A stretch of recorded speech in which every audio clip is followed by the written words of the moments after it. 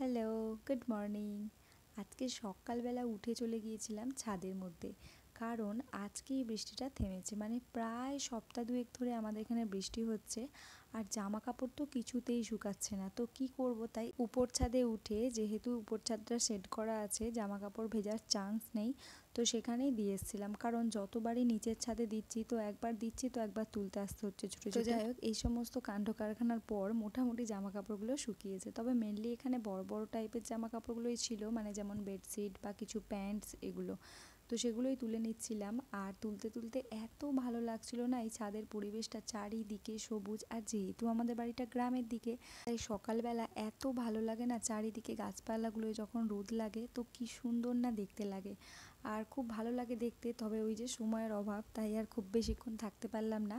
আর চেষ্টা করি জামা কাপড়গুলো না মোটামুটি তোলার সময় কিছুটা হলেও গুছিয়ে নেওয়ার, কারণ একসাথে অনেক জামা কাপড় আবার যখন গিয়ে এক জায়গায় রেখে দেবো মানে গোছানোর জন্য, সেটা জানি না আবার কখন গোছাতে সময় পাবো, আর হয়তো সবসময় এনার্জিও থাকবে। তো তারপর নিচে নামতে না নামতেই দেখলাম অ্যালেক্সা আমার ছেলেদের ডাকছে, অর্থাৎ অ্যালেক্সাতে অ্যালার্ম বাজছে ওদের।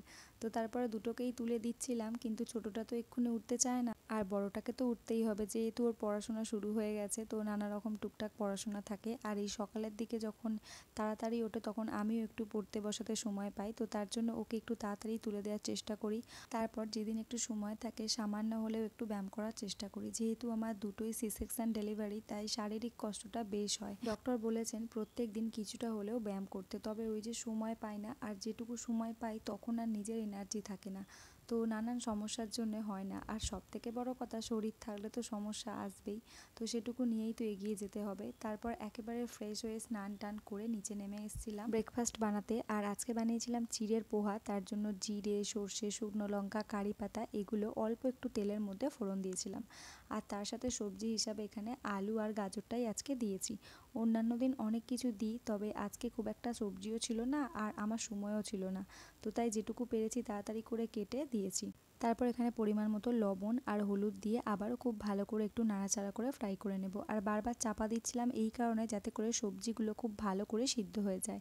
আর এদিকে চিড়েটা আগে থেকেই আমি ধুয়ে পরিষ্কার করে জল ঝরাতে দিয়েছিলাম। আর এই যে পুচকিটা দেখতে পেয়েছেন, এই ঘুম থেকে উঠে পড়েছে, নেমে এসে আর এখানে এসেও দুষ্টুমি শুরু করে দিয়েছে।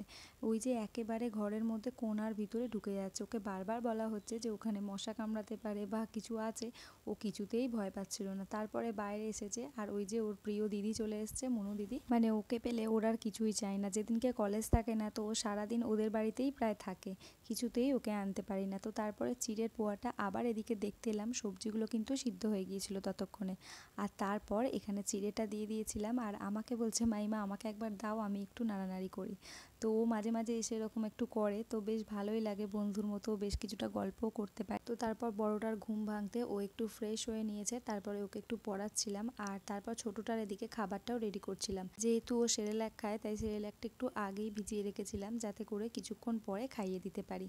তারপর এদিকে বড়টার টিফিনটা রেডি করে দিচ্ছিলাম, ও স্কুলে নিয়ে যাবে, তবে খুব একটা এই ধরনের টিফিন ও খেতে চায় না, তাও আজকে একটু বুঝিয়ে বাজিয়ে জোর করে দিয়েছি। তো এখানে ব্রেড দিয়েছি কিছুটা, অবশ্যই ব্রেডটা একটু সেঁকে নিয়েছি, তার সাথে কলা আর একটা ডিম সিদ্ধ। তারপরে যেখানে পড়ছিল সেখানের অবস্থাটা একবার দেখেছেন, সমস্ত জায়গায় বই ছিটিয়ে তোয়ালে টোয়ালে ফেলে দিয়ে চলে গেছে। তবে শিখিয়েছি এইগুলো নিজে করতে, তবে আজকে একেবারেই সময়ও পায়নি, আর বাচ্চা মানুষ তো সবসময় ওদের মুডটাও ঠিক থাকে না, তাই সবসময়ের জন্য আর চিৎকার চেঁচামেচি করে বলি না, তো যেটুকু করে সেটুকুই মনে হয় না ঠিক আছে। তো বড় হলে আস্তে আস্তে নিশ্চয়ই শিখে যাবে। তো তারপর সমস্ত বই খাতা গুছিয়ে ঘরটা একটু পরিষ্কার করে নিয়েছিলাম, আর তারপর একেবারে ওকে রেডি করে খাইয়ে ড্রেস পরিয়ে স্কুলে দিয়ে এসেছি। আর স্কুল থেকে এসেই, যেহেতু আজকে বৃহস্পতিবার, তাই একটু নিরামিষ হবে, আর তাই আজকে পনিরের তরকারি হবে, তো তার জন্য পনিরগুলো কেটে নিচ্ছিলাম। দেন রান্নাবান্না সেরে ছোটোটাকে স্নান করিয়ে খাইয়ে আমরাও লাঞ্চ কমপ্লিট করে উঠে এসেছিলাম উপরে। সমস্ত কিছুটা তাড়াহুড়ো করে ম্যানেজ করতে যাওয়ার ফলে আমার ছোট ছোট কোনো ভিডিও ক্লিপস নেওয়া হয়। আর আজকে সন্ধ্যাবেলা গিয়েছিলাম আমাদের এখানে রথযাত্রা স্পেশাল, মানে রথ যেহেতু আমাদের এখানে এসেছে, আর 7 দিন থাকবে জগন্নাথ দেব, তার মধ্যে কিন্তু এখানে 7 দিনে এত ভালো অনুষ্ঠান হচ্ছিল। তো এতটাই বাড়ির কাছে, তাও আমি যেতে পারিনি, নানা রকমের সমস্যা, মানে বাচ্চা টাচ্চা থাকলে যে সমস্যাগুলো হয় সেরকম। তারপরে যেহেতু বড় ছেলেটার পড়া টড়া থাকে, তো নানা সমস্যার জন্য যাওয়াই হয়নি। তো ফাইনালি যেহেতু কালকে উল্টো রথ, তো ভেবেছি আজকে যাবই যাব। তো তারপর প্রায় 7টা 8টার সময় করে আমরা একটু গিয়েছিলাম, তার সেই সময় কিন্তু নানা রকমের অনুষ্ঠান হচ্ছে। আর এই অনুষ্ঠানটা কন্টিনিউ 7 দিন পর পর হবে, মানে যেহেতু 7 দিন জগন্নাথ দেব আমাদের এখানে থাকবেন, তো সেই 7 দিন কিন্তু এত সুন্দর অনুষ্ঠান হচ্ছিল সন্ধ্যা থেকে। তবে যেহেতু সন্ধ্যার সময় খুব একটা যেতে পারিনি, তো তাই সেগুলো আমি মিস করে গেছি। আর তারপরে ওয়েট করছিলাম কখন আরতি হবে। আর এখানে আরতিটা এত ভালো হচ্ছিল, মানে একেবারে গঙ্গা আরতির স্টাইলে কিন্তু আরতিটা হচ্ছিল। কি যে দারুণ লাগছিল, আর তার সাথে এত সুন্দর গান হচ্ছিল। যেহেতু প্রচণ্ড ভিড় হয়েছিল আর এত আশপাশ থেকে মানে নানা রকমের নয়েজ আসছিল যে ঠিকঠাকভাবে কিন্তু আমি শোনাতে পারিনি। আর আরতিটা এত সুন্দরভাবে স্টেপ বাই স্টেপ হচ্ছিল, মানে একটা একটা করে জিনিস নিয়ে প্রথমে ধূপ দিয়ে করেছিল, তারপরে কিছুটা পঞ্চপ্রদীপ, তারপরে এই যে একটা ধনুচির মতো, তো তারপরে আবার পাখা দিয়ে করবে। এত ভালো লাগছিল, সুন্দর লাগছিল যে কি বলবো। মানে ওখানে বেশ কিছুক্ষণ থাকলে যেন মনটা একেবারে শান্ত হয়ে গিয়েছিল। আর এত পরিমাণে ভিড় হয়েছিল ভক্তদের যে আমি ঠিকঠাকভাবে ভিডিওগুলো নিতেও পারিনি। তো যেটুকু নিয়েছি সেটুকুই শেয়ার করলাম। তবে সাউন্ড অন রেখে এত সুন্দর লাগছিল। তো আমি তো এই ভিডিওটাতে সাউন্ড অফ করে দিয়েছি। আমি একটা শর্টসে এই আরতির ভিডিও আপলোড করে দেব, যেখানে সাউন্ড অন থাকবে, দেখবেন গিয়ে কি ভালোই লাগছিল শুনতে। সত্যি কথা বলতে সারা দিন ব্যস্ততা, সংসার, বাচ্চা কাচ্চা সামলানোর পর নিজেরও একটু শান্তির প্রয়োজন হয়। তবে বিশ্বাস করবেন কিনা জানি না, একটা মুহূর্ত গিয়েই যেন অনেকটা শান্তি পেলাম সেদিন। কি যে ভালো লাগছিল, এত সুন্দর এরকম গানের তালে তালে আরতিটা দেখতে, যেন মনটা পুরোপুরি শান্ত হয়ে গিয়েছিল। আর এই আরতিটা হচ্ছিল ভগবানের শয়ন আরতি, মানে এই আরতিটা হওয়ার পর ভগবান শয়নে যাবেন। কিন্তু এর পরেও নানা রকমের সুন্দরভাবে শান্তশিষ্ট নৃত্য এখানে হচ্ছিল। আর তারপর এখানে নানা রকম গান বাজনাও হচ্ছিল। আর এই যে দেখেছেন একেবারে লাস্টে এরকম সুন্দরভাবে ভগবানের নাম গান করে এরা নৃত্য করছিল। এই সমস্ত কিছু হওয়ার পরেই নাকি ভগবান শয়নে যাবেন।